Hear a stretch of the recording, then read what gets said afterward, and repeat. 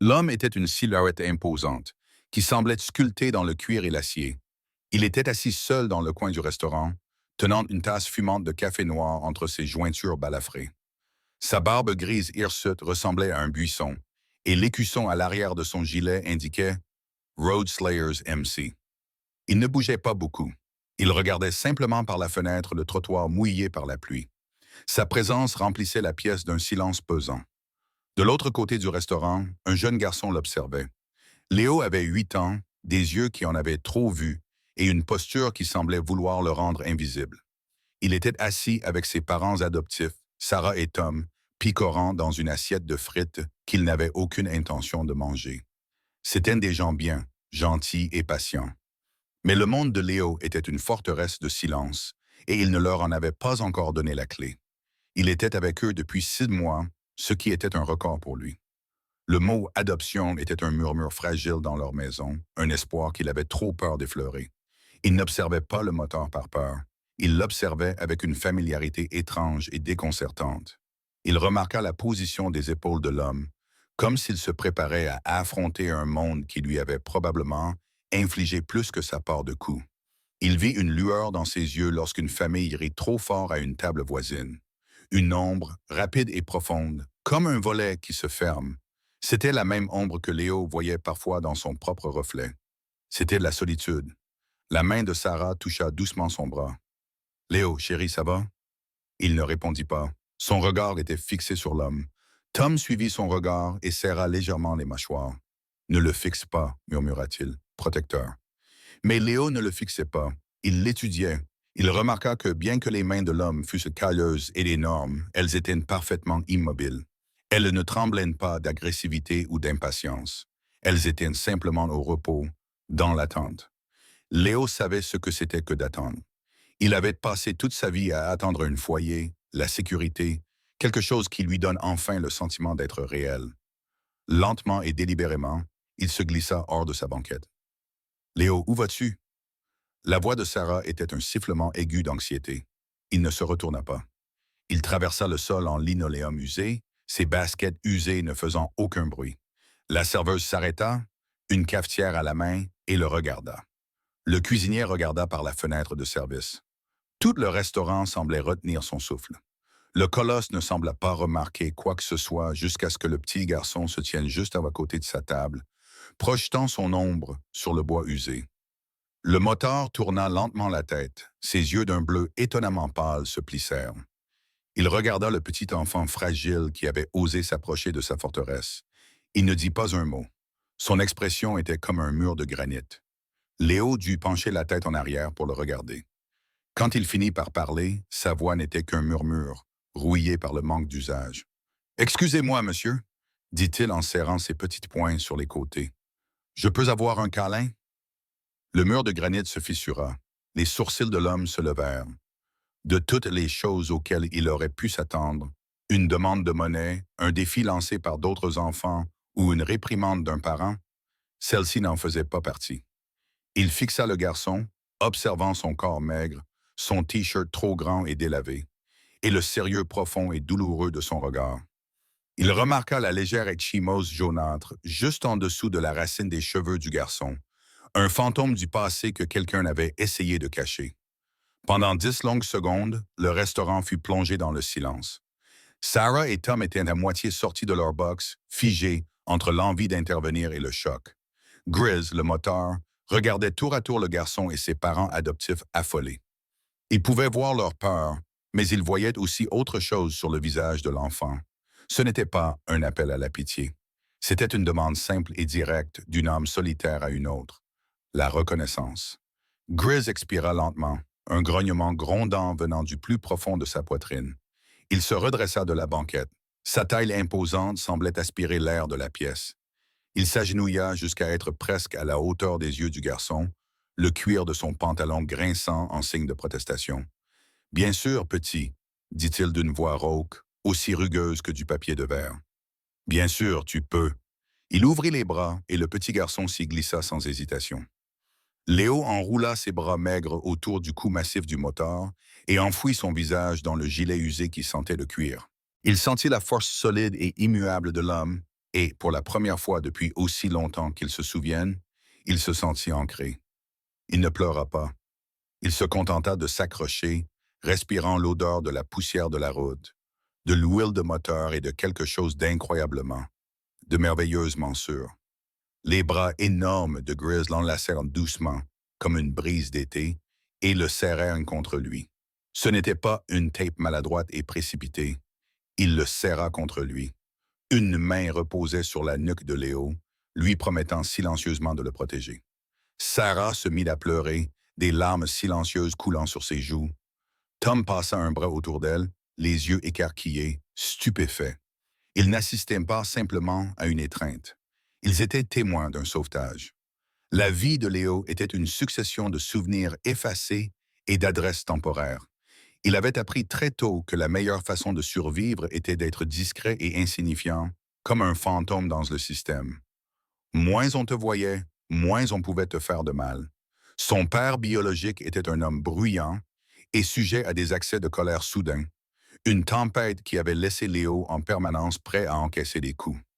Le souvenir qu'il avait de lui était moins une série d'événements qu'un bourdonnement constant et sourd de peur. Sarah et Tom étaient différents.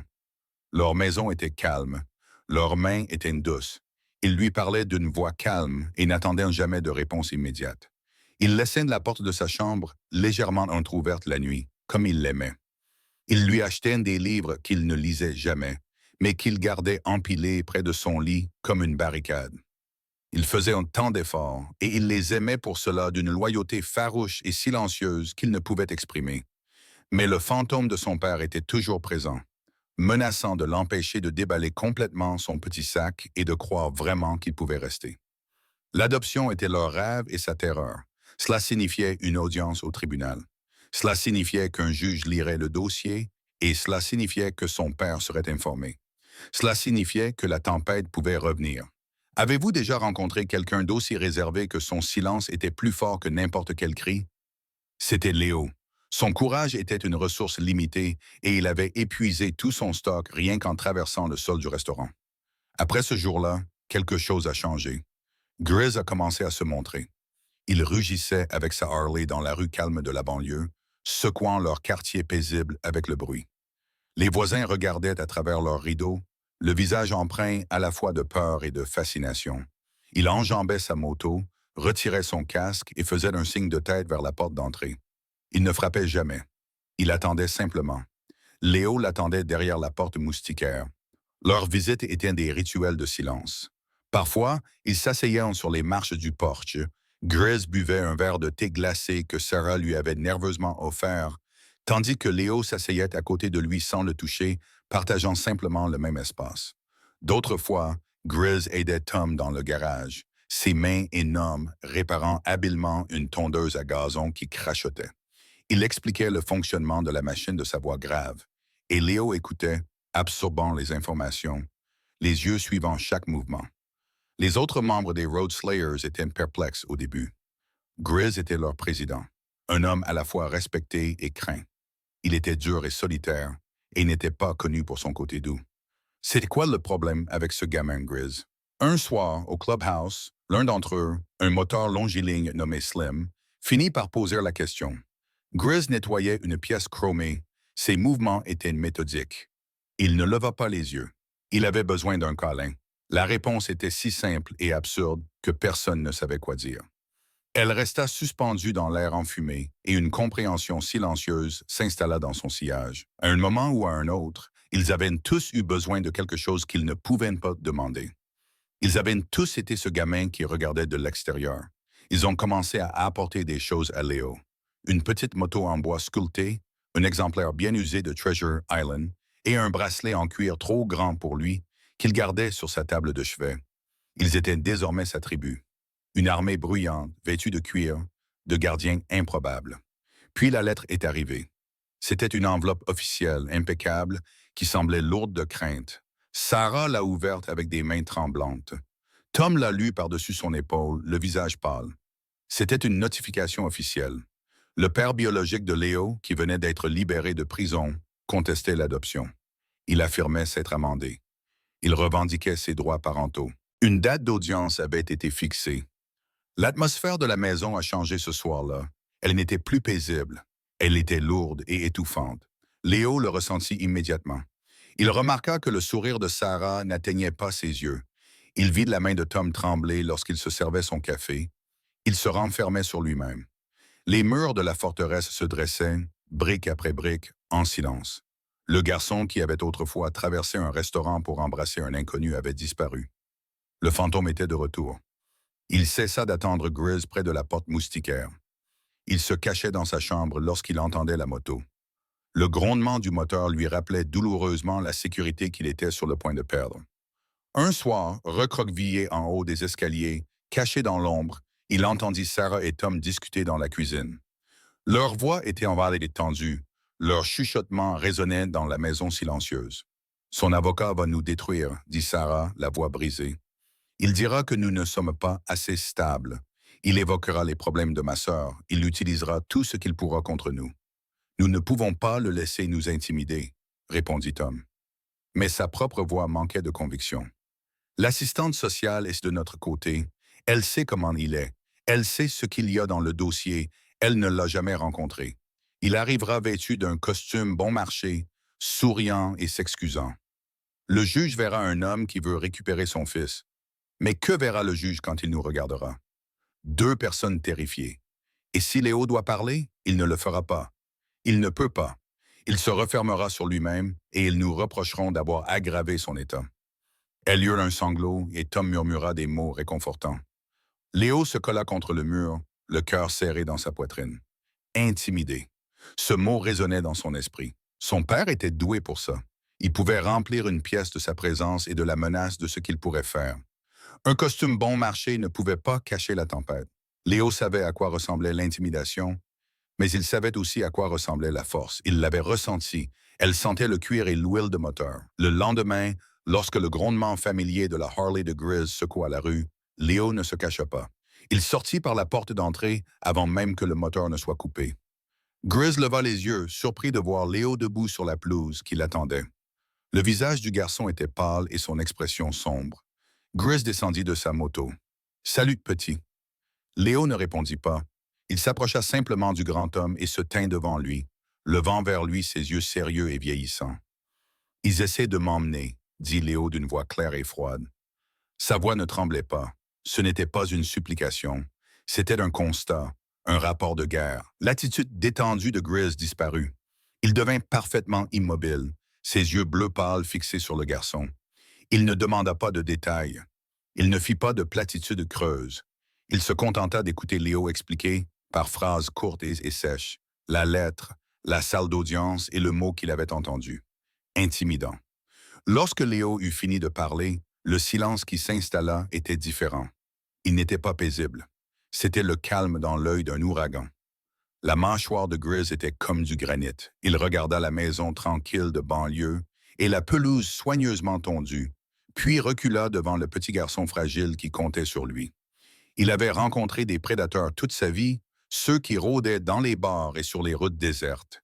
Mais il savait que les pires s'attaquaient à leurs propres enfants, ceux qui faisaient du mal à ceux qui étaient petits et incapables de se défendre. Il posa sa main lourde sur l'épaule de Léo. Son poids était immense.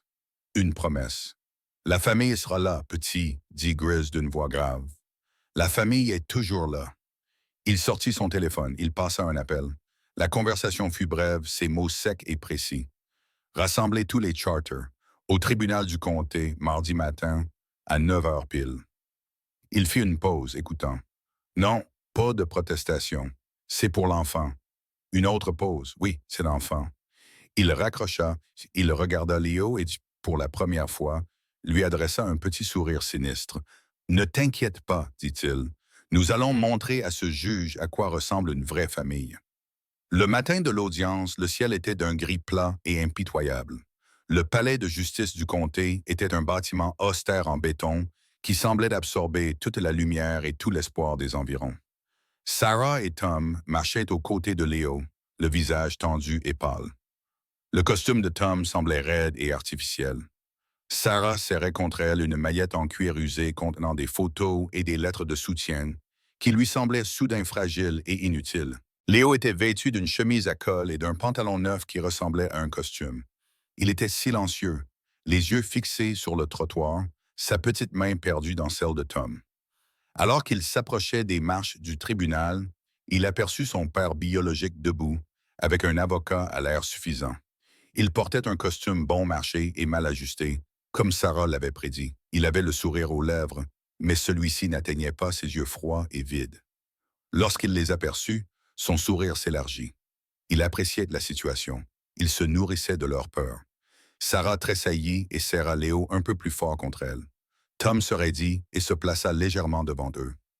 L'avocat dit quelque chose et le père de Léo éclata d'un rire bref et désagréable qui fit se nouer l'estomac de Léo.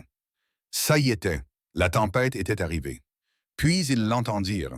Cela commença par un grondement sourd et lointain, comme le tonnerre au loin, mais cela s'intensifia progressivement jusqu'à devenir une vibration profonde et gutturale qui semblait provenir de la terre elle-même. Les gens sur le trottoir s'arrêtèrent et tournèrent la tête. L'avocat s'interrompit au milieu d'une phrase. Le sourire du père de Léo vacilla. Le grondement se transforma en rugissement. Au bout de la rue, ils apparurent une vague de chrome et de cuir noir. D'abord une moto, puis 2, puis 10, puis 50. Ils n'arrivaient pas à toute vitesse ni avec agressivité, mais avec une lenteur délibérée et inexorable. Ils envahirent la rue, telle une rivière d'acier et de puissance, leur moteur formant un chœur synchronisé et assourdissant. C'étaient les tueurs de la route, et ils avaient amené 100 amis avec eux.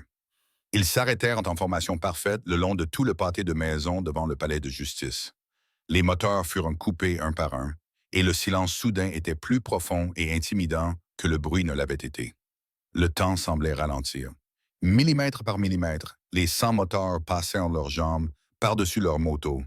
Ils se tenaient debout comme une armée silencieuse de géants vêtus de vestes en cuir usé, le visage buriné et sombre. Ils retirèrent leurs casques et les glissèrent sous leurs bras. À leur tête se tenait Grizz, dont la présence était un pôle magnétique de détermination pure et inébranlable. Il ne regarda pas le père de Léo. Il ne regarda pas non plus l'avocat. Au lieu de cela, ses yeux bleus pâles se posèrent sur Léo et il fit un signe de tête presque imperceptible. Nous sommes là. Le père de Léo le fixa, la mâchoire pendante et le visage livide. Sa suffisance avait disparu, remplacée par une peur primitive et animale. Ce n'était pas une force contre laquelle on pouvait lutter avec des mots habiles et des manœuvres juridiques. C'était quelque chose d'ancien et d'absolu. Menés par Grizz, les moteurs se mirent en route vers le palais de justice. Le seul bruit était celui de leurs bottes qui martelaient le trottoir d'un pas lourd et rythmé. Ils ne criaient pas. Ils ne faisaient aucun geste menaçant. Leur pouvoir résidait dans leur silence, leur unité et leur présence écrasante. Ils s'écartèrent pour laisser passer Sarah, Tom et Léo, formant un couloir protecteur. Alors que Léo traversait le canyon formé par ces hommes vêtus de cuir, il sentit des mains lui tapoter doucement l'épaule et entendit des murmures d'encouragement bourrus. Ils entrèrent dans le hall du palais de justice, remplissant cet espace stérile de leur nombre, leurs vêtements sombres offrant un contraste saisissant avec les murs beiges et bureaucratiques. Les agences de sécurité les regardaient, les yeux écarquillés et impuissants, ne sachant pas quel protocole appliquer dans une telle situation. Quand ils entrèrent dans la salle d'audience, l'effet fut saisissant. C'était une petite salle lambrissée qui se remplit instantanément. Les motards occupèrent tous les sièges de la tribune, leurs larges silhouettes serrées les unes contre les autres. Une fois les sièges occupés, ils se tinrent debout, silencieux et immobiles, contre le mur du fond, les bras croisés sur la poitrine.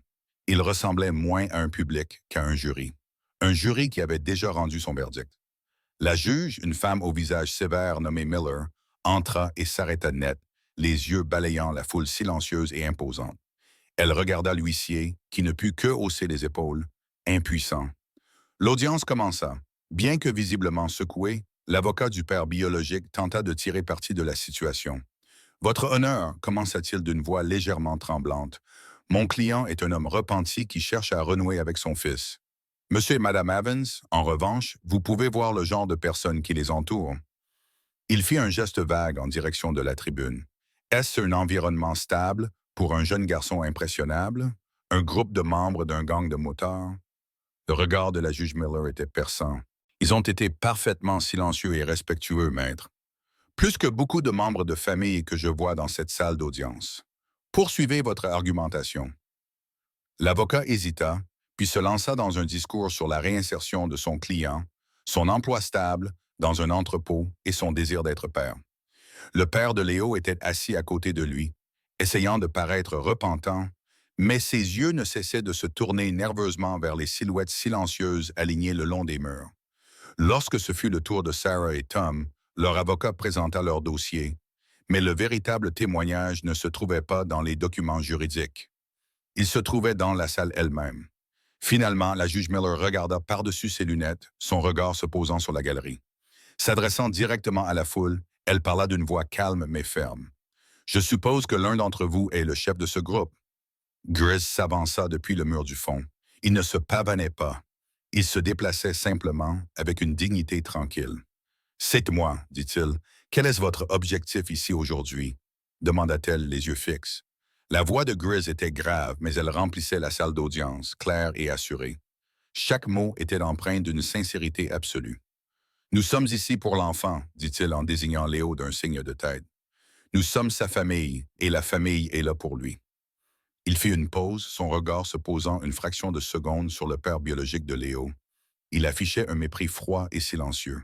« Nous sommes ici pour montrer à Léo ce que c'est que d'être soutenu, d'être en sécurité et d'avoir des gens à ses côtés, quoi qu'il arrive.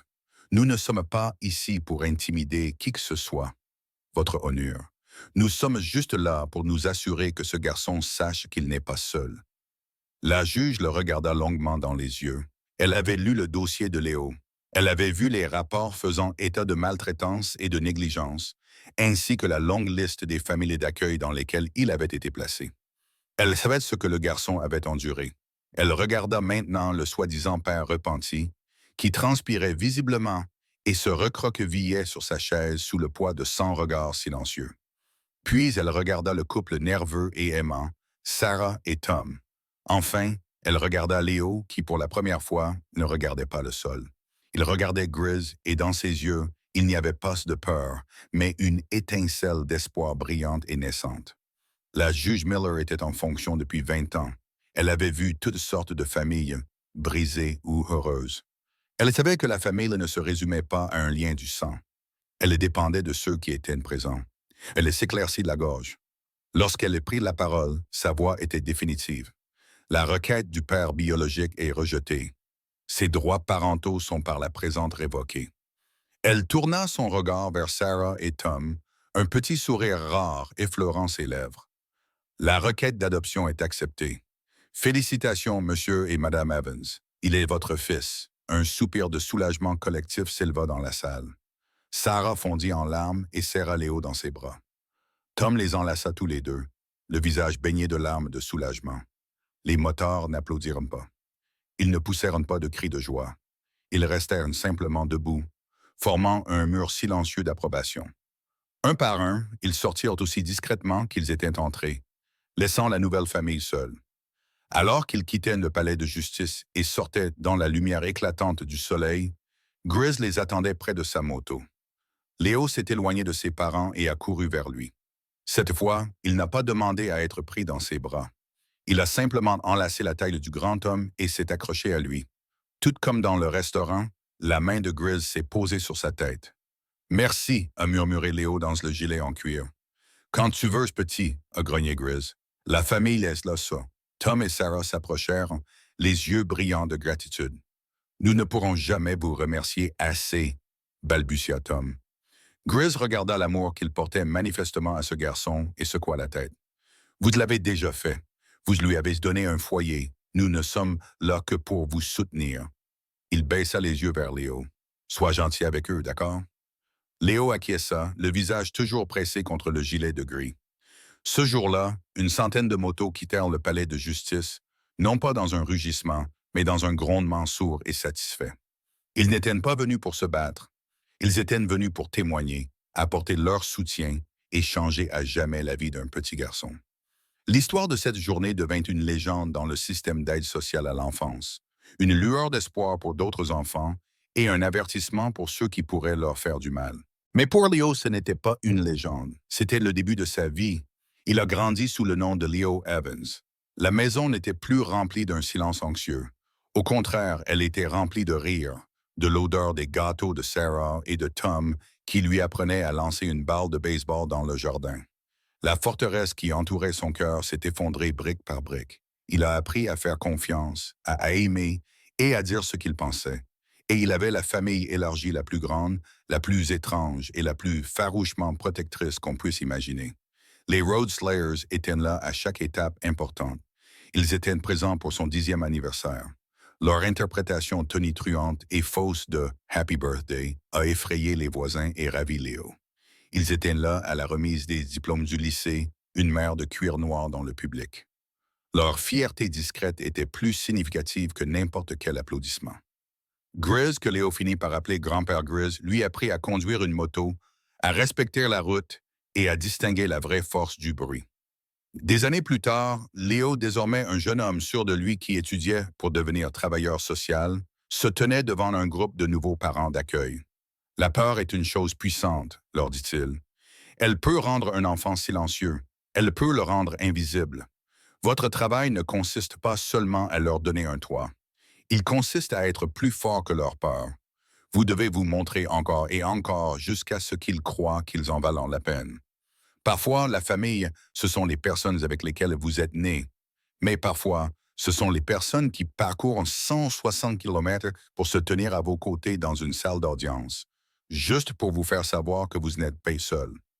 Pour son 21e anniversaire, la fête a eu lieu au Clubhouse des Road Slayers. L'endroit était bondé. Tom et Sarah étaient là, riant et à l'aise parmi la foule de motards. À la tête de la table, Grizz, dont la barbe était désormais presque entièrement blanche, a levé son verre. Un toast, a-t-il grogné, d'une voix aussi rauque et chaleureuse que jamais. À Léo, un homme qui nous a tous appris quelque chose. Il regarda Léo, ses yeux pâles remplis d'un amour profond et indéfectible. La famille est là. La famille est là. La salle entière résonna. Un cœur tonitruant de loyauté et d'amour. Le courage d'une personne à demander de l'aide et celui d'une autre à la lui apporter avaient créé des ondulations qui avaient touché des centaines de vies. Cela nous rappelle avec force que les héros ne portent pas toujours de cape. Parfois, ils portent du cuir, et parfois, la chose la plus importante que vous puissiez faire est simplement d'être présent. Si cette histoire vous rappelle le pouvoir de la communauté et de la famille que nous choisissons, aimez-la et partagez-la avec quelqu'un qui a besoin de l'entendre. Et dites-le nous dans les commentaires ci-dessous. Quand quelqu'un s'est-il présenté pour vous lorsque vous en aviez le plus besoin? Chaque histoire de soutien partagé rend le monde un peu moins solitaire. Abonnez-vous pour découvrir d'autres histoires sur les héros du quotidien qui vivent parmi nous.